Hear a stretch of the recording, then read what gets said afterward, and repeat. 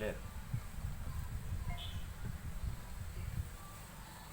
మా అన్న ప్రసన్నని ఏమనుకుంటున్నాడు? వినోద్ రెడ్డిని నీళ్లపాము అని అనుకొని ఏమనుకొని నీళ్లపాము అనుకొని మెడలో వేసుకొని తిరుగుతున్నాడు. అది నీళ్లపాము కాదు, కాలకూట విషం కక్కే నాగుపాము అని చెప్పి మా అన్నకి త్వరలోనే అర్థమవుతుందని చెప్తున్నాను, తెలియజేస్తున్నాను. నీ సొంత తమ్ముడు కొడుక్కే నువ్వు కుట్ర పన్నిన వ్యక్తే ఏమే రేపు నీ మీద కుట్ర చేయడా? నీ కొడుకు మీద కుట్ర చేయడా? ఏమంటారు మీరు? అంతే. ఆ అబ్బాయికి కావాల్సింది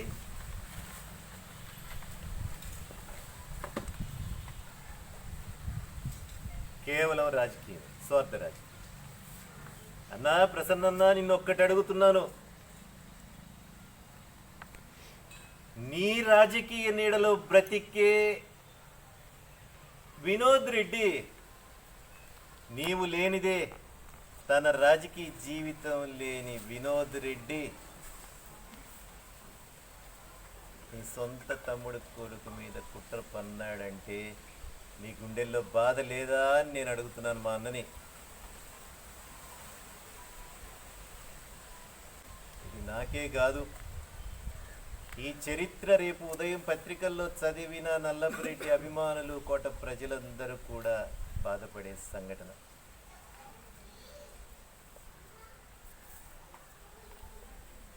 నమ్మబాకు. నీకు రాజకీయంగా అవసరం అయితే వినోద్ని దగ్గరికి దీంట్లో తప్పేం లేదు. అందరూ మంచోళ్ళు పుట్టారు కదా. ఒక కుటుంబంలో అందరూ శ్రీరామచంద్రులు పుడతారా?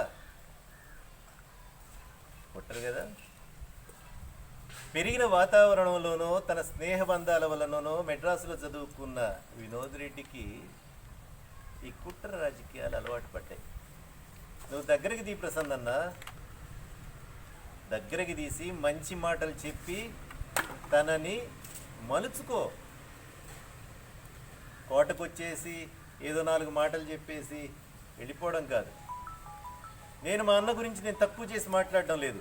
ఎందుకంటే ఈరోజు నెల్లూరు జిల్లాలో కాదు, రాష్ట్రంలోనే ఈరోజు మా అన్న రాజకీయంగా నిలబడకపోతే ఏనాడో మా తండ్రి శ్రీనివాసులు రెడ్డి గారు మరణించిన రోజే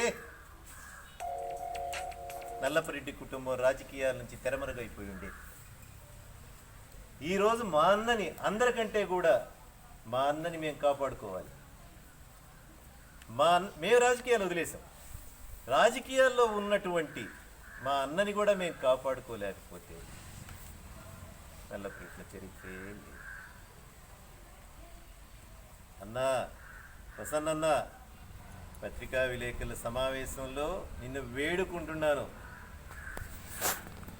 కోట రాజకీయాలలో స్వయంగా వచ్చి నీవే రాజకీయంగా ముందుకొచ్చి వినోద్ మీద పెట్టకుండా రాజకీయాలు నడిపించు. 30 ఏళ్ళుగా కోవూరు నియోజకవర్గంలో ఎమ్మెల్యేగా గెలుపొందుతున్నటువంటి నీకు కోటని నీ చేతుల్లోకి తీసుకుపోవడం పెద్ద విశేషమే కాదు. వారానికో 10 రోజులకో కనీసం నెల రోజులకు ఒక్కసారైనా కోర్టులో మన ఇంట్లో కూర్చో. కోర్టులో మన ఇంట్లో కూర్చో. వినోద్ రెడ్డి మన ఇంటికి వచ్చేటట్టు చేసుకో. దట్ ఈస్ రాజకీయం. ఒక పిల్లవాడి దగ్గరికి నువ్వు పోయేదేంటి? తప్పు లేదు, అవసరమైతే పోవచ్చు. అన్నదమ్ముడు పోతుంటాము, వస్తుంటాము. అన్నదమ్ముళ్ళు అన్న తర్వాత ఒకరి మీద ఒకరి అభిమానాలు ఉంటాయి. ఈరోజు నేను విమర్శిస్తున్నానంటే నాకు వినోద్ మీద అభిమానం లేదనే, మా పెదనాయన మనవుడుగా, మా అన్న కుమారుడిగా అభిమానం ఉంది. ఈ అభిమానం ఏ రూపంలో చెప్తున్నానంటే కఠినంగా చెప్తున్నాను.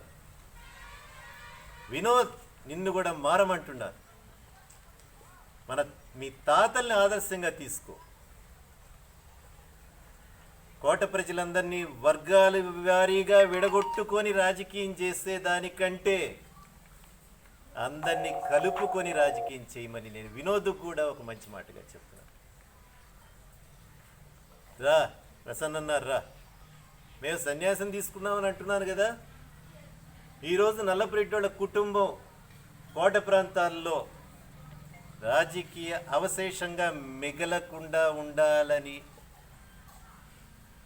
ఉండాలనంటే నీకు మేము అవసరమైతే, రాజకీయంగా అవసరమైతే రాజకీయ సన్యాసాన్ని కూడా పక్కన పెట్టేసి నీ వెంట మేము ఉంటాం. నేనైతే పక్కా హామీ ఇస్తున్నా. మా తమ్ముడు గురించి నేను హామీ ఇవ్వలేను. ఎందుకంటే వాడు నాకు క్లియర్గా చెప్పాడు, నేను ఇంక రాజకీయాల్లో మనుగడ సాగించలేను. అన్నా సుదీర్ఘంగా నేను మీకు చెప్తున్నానని అనుకోబాకండి. పబ్లిక్లో చెప్పి కుటుంబాన్ని బయట పెట్టేదానికంటే మాకెందుకు నువ్వు చెప్పకూడదురా అని నువ్వు నన్ను అడగొచ్చు ప్రసన్నన్న. కానీ ఇంత వివరంగా, ఇంత విశ్లేషణాపూరితంగా కుటుంబ పరిస్థితులు అనేది చెప్పే స్వేచ్ఛ నువ్వు నాకు ఇవ్వు. కూడా ఈరోజు రాజకీయంగా బతుకున్నాం.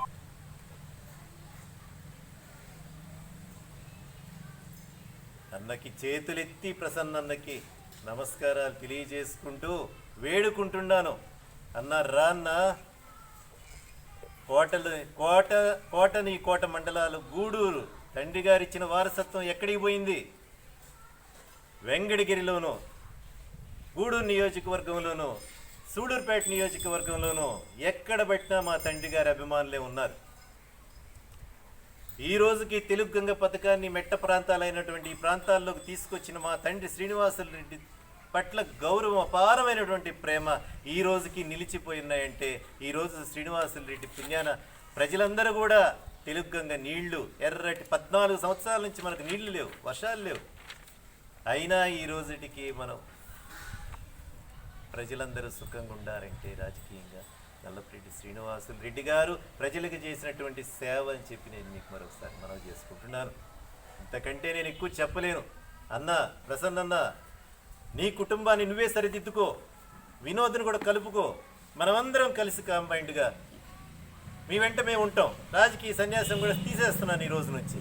నీకు అవసరం అనుకుంటేనే తీసేస్తాను, నాకు అవసరం లేదు నేను చేసుకుంటాను. వినోద్ని కూడా నేను పట్టించుకుంటాను, పట్టించుకుని వాళ్ళలో కూడా మార్పు తీసుకొచ్చేదానికి ప్రయత్నం చేస్తాను. ప్రజలకు మరిన్ని అప్డేట్స్ కోసం మా ఛానల్ని సబ్స్క్రైబ్ చేయండి.